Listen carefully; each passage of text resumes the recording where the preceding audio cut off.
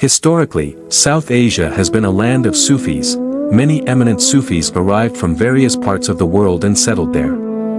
South Asian history provides ample evidence of the lives and contributions of these devotees. However, the focus of that history has tended to be on male Sufis. Where women appear in history at all, they are recorded as relatives or followers of male Sufis rather than Sufi saints in their individual capacity. Their contributions in the development of Sufism are either ignored or marginalized. The history of Islam is full of women mystics who achieved high status in the spiritual order. Rabi'a al-Adawiyya, Rabia Basri, was one of the most influential Sufi saints of the 8th century. She was an intellectual who tutored people and left a strong legacy for Muslim women to follow her to attain spiritual elevation. The two most prominent teachers of one of the greatest Muslim scholars, poet and mystic, Muhammad bin Ibn al-Arabi, were women, Shams from Rachana and Fatima from Cordoba. Some other prominent names of early Sufi women include Halima of Damascus, Rabi'a bint Ismail, Lubaba, Fatima of Damascus, Shawana, Ghufaira al-Abida, Dakara, and Fatima al-Bardaya. These women had been participating and contributing to diverse activities in Sufi traditions. Those early Sufi women in Islam laid the foundations for women's participation in Sufism around the world. Particularly in South Asia, where women had been central to the propagation of Sufi traditions for centuries. But history has not been fair in recognizing their contributions. As Anne-Marie Schimmel mentions in her book, Mystical Dimensions of Islam, names of women saints are found throughout the world of Islam, though only few of them have been entered into the official annals. The area in which women saints flourished most is probably Muslim India. The Sufi women of South Asia were not only practicing saints but some of them were also the mothers of the leaders of the major Sufi orders. One such example is Hazrat Bibi Zuleika, the venerated mother of Sheikh Nizamuddin Aliya, d.1325, one of the leading Sufi saints of India and the founder of the Chishti Nizami order. He was only 5 when his father died. His mother, Bibi Zuleika, raised him. Muhammad Yasin records in his book, Reading in Indian History, it was her who kindled the spark of divine love in him, which later molded his entire being and dominated his thought and action. Sheikh Abdul Haq Mahadi's Dehalvi also provides some more interesting information about this beautiful mother-son relationship in his Persian work. Akbar al-Akhyar. He mentions that Sheikh Nizamuddin Aliya used to say about his mother, "My mother was the way towards the kingdom of God." On another occasion, he sheds light on her reliance on God or tawakkul, one of the cornerstones of Sufism. When the house was bereft of food, she consoled him by saying, "Today we are the guests of God even after her death."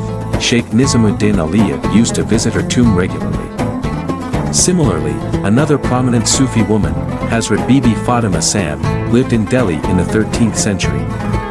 Whatever fragmented information is available about her suggests that she was an adopted sister of Hazrat Baba Farid, who always admired her piety and sanctity.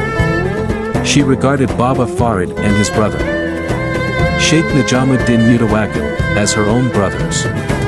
The Malfuzat discourses of Sheikh Nizamuddin Aliya suggests that he was an admirer of her poetry and had memorized a famous hemistich composed by her. A person who is seeker of dive love and at the same time concerned with the safety and security of his personal life cannot become a true lover.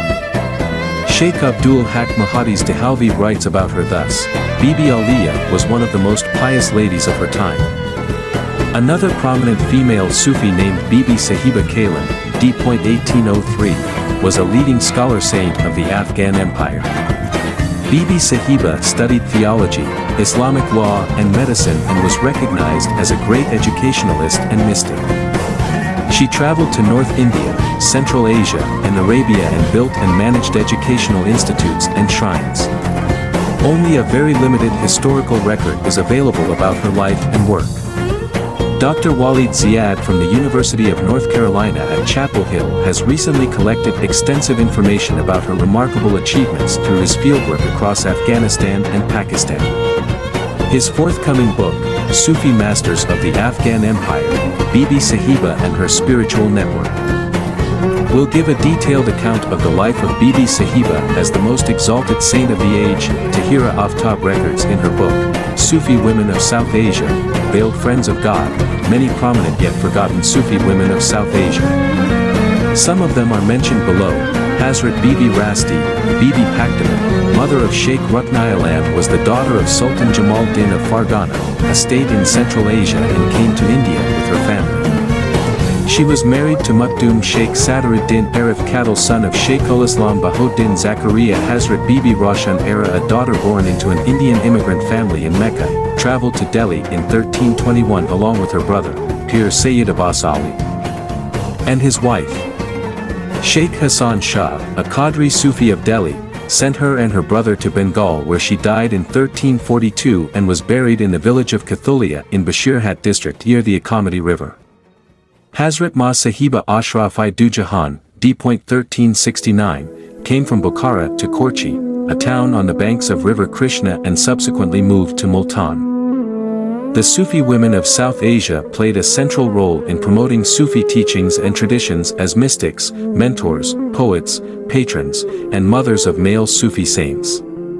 Gender plays an interesting role in Sufism, and several male Sufi saints preferred to have a strong female character in their love stories, such as Sassi, Soni, and Hir. Similarly, Sufi poets such as Baba Bulla Shah and Amir Khusro always had a dominant female voice in their poetry. The invaluable contribution of women in the development of Sufism in South Asia is one of the most important and beautiful aspects of Sufism in that region.